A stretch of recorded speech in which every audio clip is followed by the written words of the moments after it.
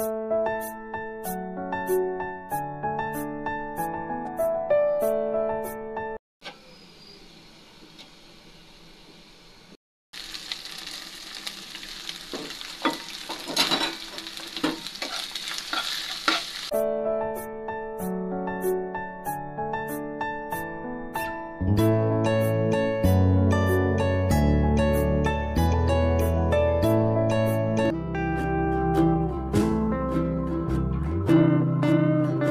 Guys, আসসালামু আলাইকুম, welcome to my channel. আজকে আমরা দেখব মোমো রেসিপি। আমি এই মোমোটা অন্যভাবে তৈরি করব। পুরো ভিডিওটা আপনারা দেখতে থাকুন, তাহলেই বুঝতে পারবেন। মোমো বানাতে যা যা উপকরণ লাগে সব রেডি করে নিয়েছি। গাজর কুচি, পেঁয়াজ কুচি, কাঁচামরিচ কুচি, পেঁয়াজ পাতাও নিয়েছি। মুরগির মাংস আগে থেকেই জাল করে ছোট ছোট করে কেটে নিয়েছি। সব উপকরণ আমার রেডি হয়ে গেছে। আটা নিয়েছি আমি, আপনারা চাইলে ময়দা দিয়েও করতে পারেন। ব্লেন্ডারে ধনেপাতা ব্লেন্ডারে ব্লেন্ড করে নিয়েছি। পরিমাণ মতো লবণ দিয়ে দিলাম। ভালো মতো এখন মেখে নিব। ব্লেন্ড করে রাখা ধনিয়া পাতাগুলো এখন ভালোভাবে লবণের সাথে মেখে নিব। মাখানো হয়ে গেছে, এখন আটা দিয়ে ভালোভাবে মেখে নিব। আটাটা ভালো মতো মেখে নেব। পরিমাণ মতো পানি দিয়ে মোমোর ডোটা বানিয়ে নেব। এখন আপনারা চাইলে ময়দা দিয়েও করতে পারেন, আমি আটা দিয়ে বানিয়েছি।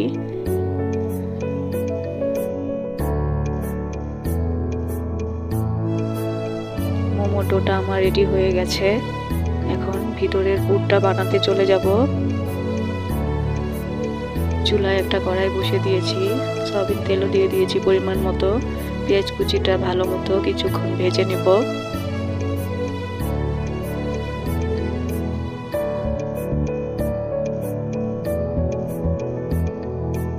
পেঁয়াজ কুচিটা ভাজা হয়ে গেছে, এখন পরিমাণ মতো আদা রসুন দিয়ে দিব।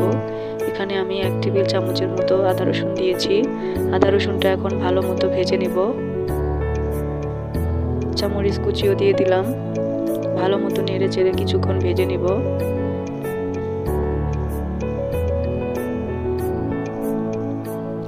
ভাজা হয়ে গেছে। কেটে রাখা গাজর কুচিও দিয়ে দিলাম, পেঁয়াজ পাতাও দিয়ে দিলাম।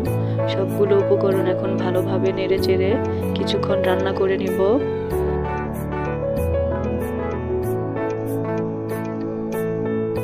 স্বাদ মতো লবণ দিয়ে দিয়েছি। আপনারা চাইলে এখানে মশলাও অ্যাড করতে পারেন অল্প অল্প। আমি অল্প একটু হলুদের গুঁড়ো, মরিচের গুঁড়ো দিয়েছিলাম। এখন মুরগির মাংসগুলো দিয়ে দিলাম। ভালো মতো নেড়ে চেড়ে আরো কিছুক্ষণ জাল করে নেব। ভিতরের পুরটা আমার রেডি হয়ে গেছে। এখন মোমোর জন্য মোমোর ডো থেকে ছোট ছোট করে লেচি কেটে নিয়েছি। আপনারা চাইলে বড় করে রুটি বানাতে পারেন। এখন এটা আমি বেলে নিব। বড় রুটি বানিয়েও আপনাদের দেখিয়ে দিলাম। একটা গ্লাসের সাহায্যে কেটে নেব। আপনাদের যেভাবে সহজ হয় ওইভাবেই করতে পারেন। সবগুলো আমার বেলা হয়ে গেছে। এখন মোমোর ডিজাইনটা দেখিয়ে দিচ্ছি আপনাদের। প্রথমে এভাবে ভাঁজ করে নিব, তারপরে পিছন দিয়ে আটকিয়ে দিব। খুব সহজ একটা ডিজাইন। সবগুলো আমি এভাবেই ডিজাইন করে নিব। হয়ে গেছে। আপনাদের সুবিধার্থে আমি আরেকটা দেখিয়ে দিচ্ছি।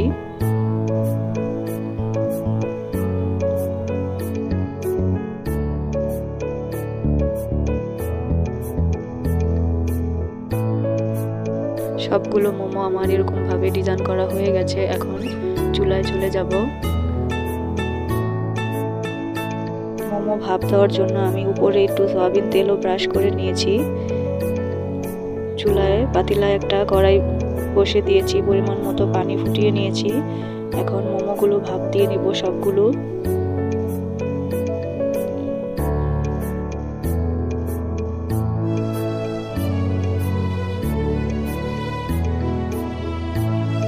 ঢাকনা দিয়ে ঢেকে দিব 5-6 মিনিটের জন্য। 5-6 মিনিট পর এসে উল্টিয়ে দিব। নিচের পাটটা হয়ে গেছে, এখন উপরের পাটটা চামচের সাহায্যে উল্টিয়ে দিব।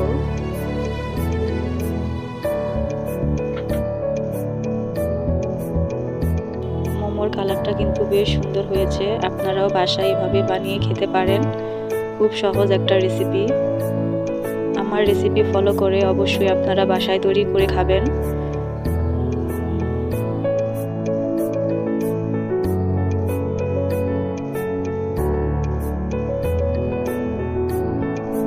মোমোগুলো আমার ভাপ দেওয়া হয়ে গেছে, এখন একটা প্লেটে নামিয়ে নিব।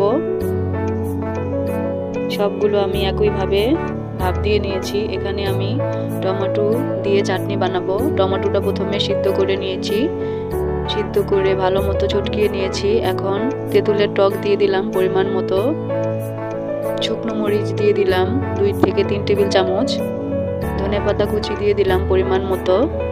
নেড়ে চেড়ে ভালো মতো মিশিয়ে নিব। এখন গরম করে রাখা সয়াবিন তেলও দিয়ে দিলাম। ঘরে থাকা উপকরণ দিয়েই আমি সসটা বানিয়েছি। ভালো মতো নেড়ে চেড়ে মিশিয়ে নেব। স্বাদ মতো লবণও দিয়ে দিলাম।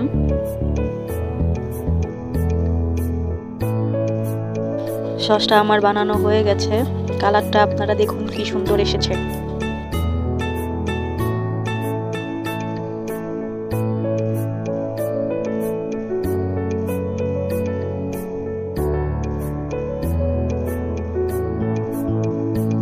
আজকে মোমো বানানোর রেসিপিটা আপনাদের ভালো লাগলে লাইক, কমেন্ট, সাবস্ক্রাইব করে দিন।